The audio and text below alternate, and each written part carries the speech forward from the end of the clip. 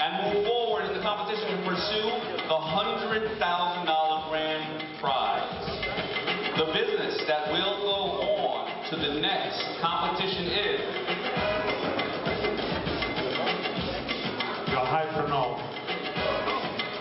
Good Food.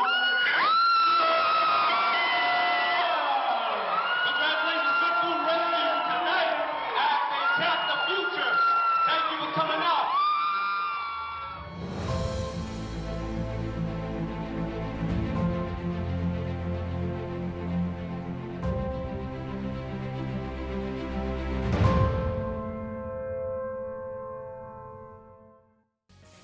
The desperation that I had to win those pitch competitions was crazy because I knew, like, if I didn't win that pitch competition, it wasn't gonna be any gooder. I got a phone call from a young lady that followed me on social media, and she said, hey, I work at Turner Broadcasting Systems, formerly at the time Warner, now it's Warner Media. And she said, you know, we waste a lot of food here. Would you like to come in and present to the team? And so she gathered all of the executive assistants as well as the chef at Turner, and I came in and I pitched, and they were like, yeah, let's do it. So that became my first customer that really started doing Goodr. And at the time I had no technology built, and I literally remember Chef Ryan would text me and say, I've got food to donate, and I would go and pick it up on my own. I remember at that time I had just gotten a Hyundai Sonata. I went without a car, let's say from May until January. I was Ubering everywhere. So there was a time when I was really stressed, and I was like, how is this gonna happen for me? Pitches have been something very unique to the Goodr story. From the beginning, we've been participating in a variety of different pitch competitions, and each time we learn a little bit more about the business, are able to refine the business, whether it be from feedback from judges, inquiries, you know, they come from questions in the audience. And one of the misconceptions sometimes is that, you know, the business is larger than it is after winning some of these pitch competitions. Many times afterwards, there'll be some sort of press acknowledgement, social media mentions, you know, hey, you know, look at this company, they won this prize, they won this pitch competition. And the fact of the matter is, you know, each one of these pitches, you know, has a challenging backstory, whether it is preparation time for it. Not everyone, you know, was a victory. I think Jasmine, you know, has a pretty strong record in pitching, but there were a few, you know, that didn't go as planned. And I think from it, we've been able to gain a lot of key relationships that have helped us strengthen the business. The money that comes from these pitch competitions was pivotal in laying, you know, the foundation for Goodr. The interesting thing around the pitch competitions, it is strictly storytelling. The ability to wrap people in, particularly within the first 15 minutes, establish yourself as a subject matter expert, really get their attention, and more importantly, define a problem that they should actually care about. Doing that in 15 seconds is extremely difficult. And so the ability to tell a story is extremely critical too. And now once you start to get into the second, third, fourth minutes of the actual pitch, some of the specifics kind of go into play. And so there's a little bit of art to it. There's a little bit of science.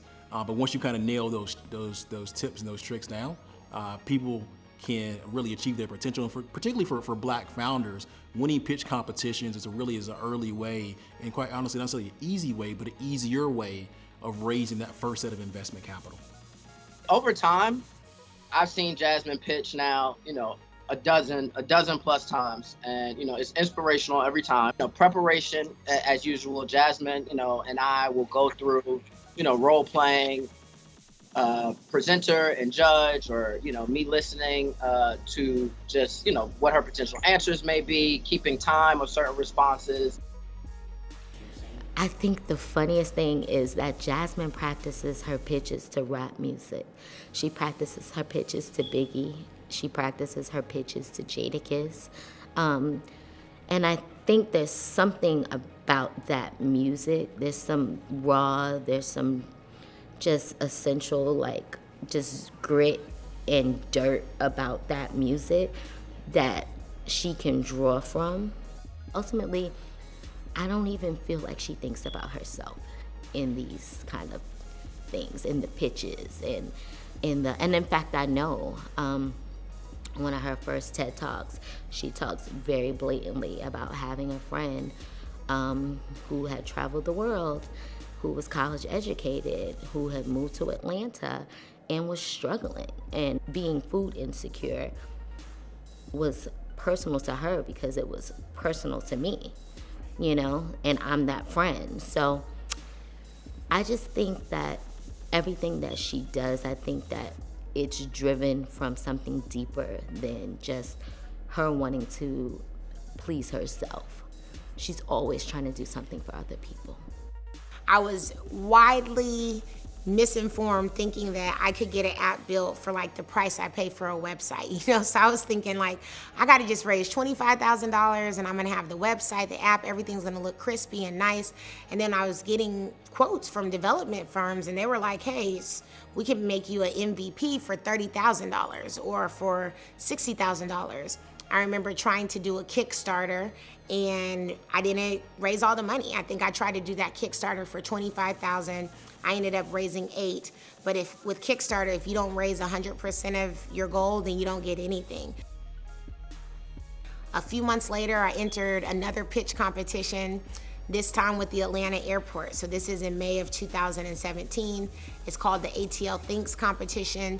It was my second pitch competition that I entered, and I won and ended up winning a chance to do a pilot with Atlanta Airport. So this is how they were trying to be more innovative and bring innovative solutions to the airport.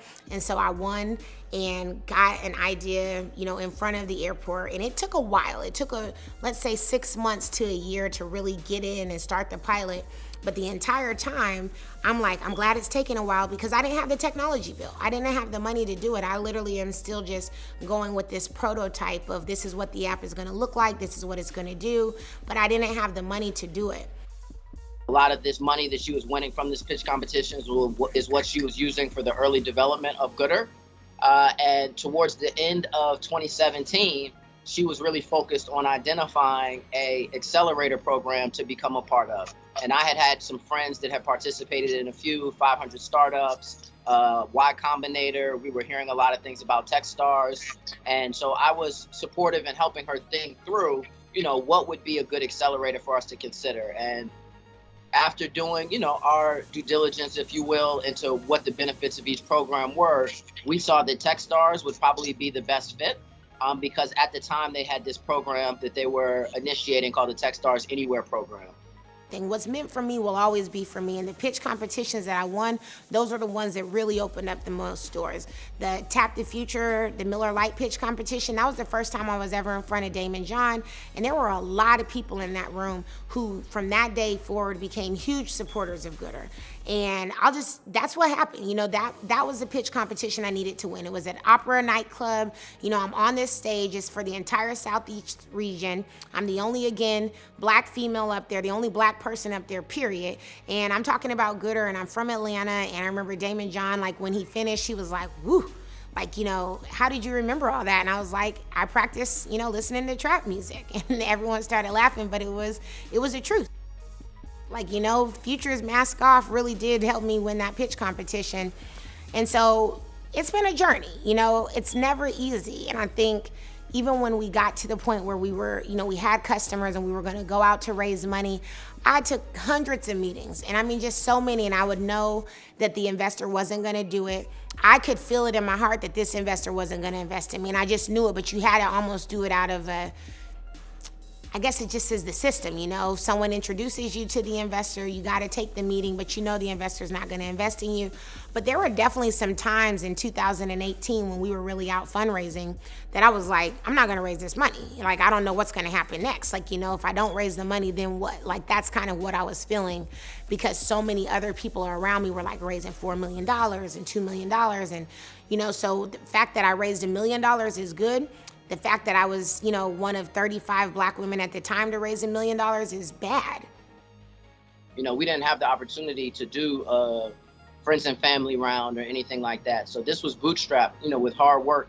And over time, you know, those $5,000, $10,000, $25,000, all the way up to $100,000, you know, being won from these pitch competitions, this is critical fuel, you know, to put in the tank to allow us to really get the early beginnings of Goodr off the ground. And so there's so many different ways to get a business started.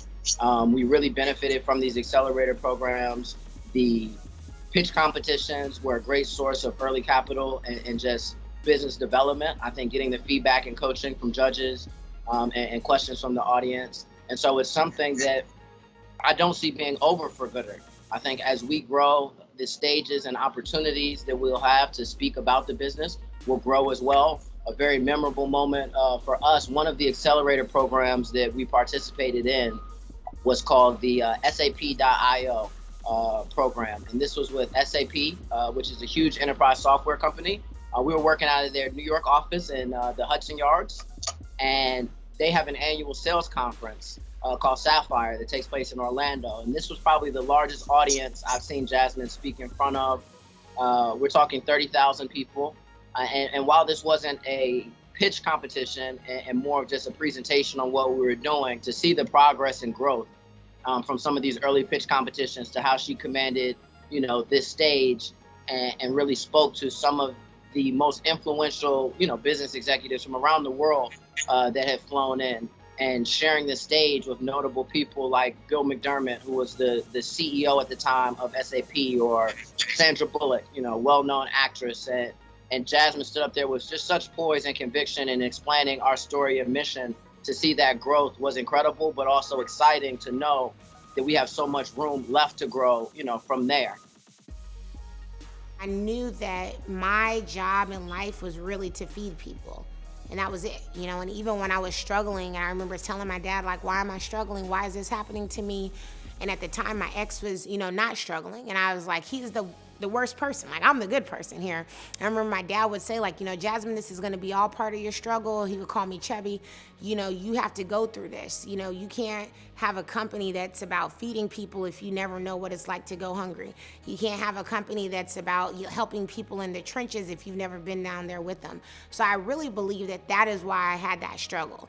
And, at one point I used to be really ashamed of talking about that struggle, but it really has made me who I am. And I'm thankful for that struggle, because I wouldn't be where I am today had I not struggled, and I wouldn't appreciate everything that I have had I gone and had nothing.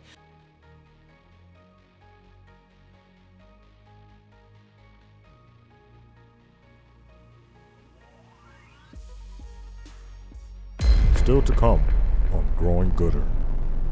Today is the grand opening of the Goodr headquarters right here off of the Beltline in Midtown Atlanta, and I am so excited.